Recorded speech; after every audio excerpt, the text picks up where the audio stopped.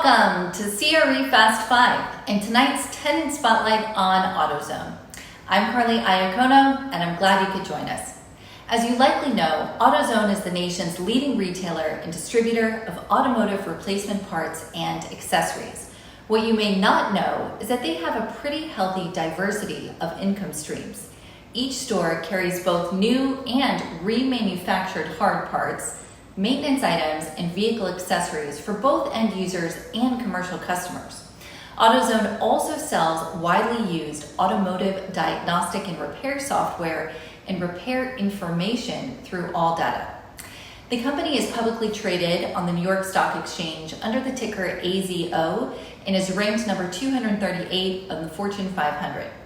AutoZone has an S&P investment grade credit rating of BBB in 6,600 locations across the US, Puerto Rico, Mexico, and Brazil.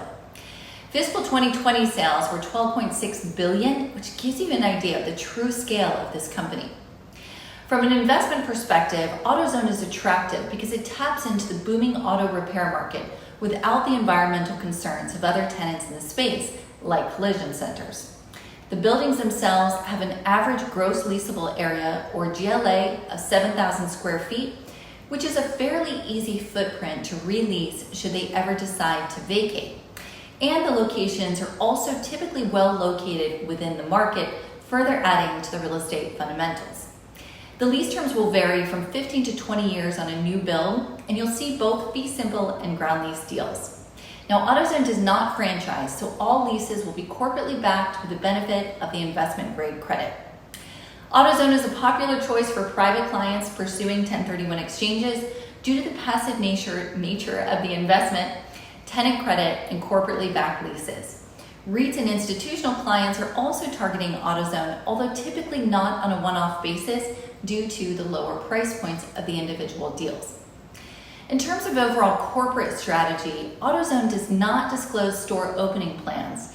However, it has been increasing its store base by about 3% a year.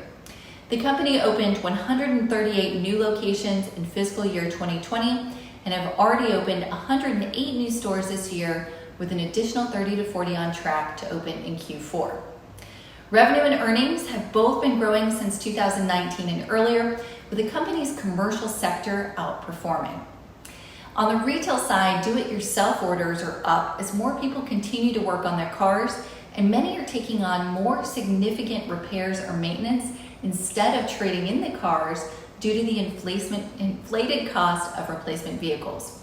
In fact, Edmunds.com research indicates the average cost of a used vehicle has risen 30% since the start of 2020.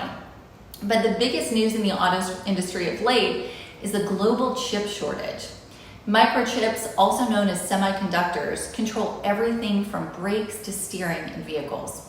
And vehicles with advanced safety features can require up to 1,400 of these individual chips. Now, the shortage is so severe that automakers like Toyota announced in August that they'll slash production by 40% globally through September. In other words, it will build 40% fewer cars, about 360,000 fewer, than it thought it would this year. So lack of supply will continue to drive up new car prices, which will be yet another win for the used car market and the need for parts. Now, obviously, I don't expect a global semiconductor shortage to be something we're dealing with for the long term, but it's yet another factor that is changing the consumer sentiment on used cars and boosting companies like AutoZone that are perfectly positioned to capitalize on this shift. If you have an auto parts property, you are curious about how the current market conditions are affecting the valuation, give me a call to discuss further. That was CRE Fast 5. I'm Carly Iacono. I'll see you next week.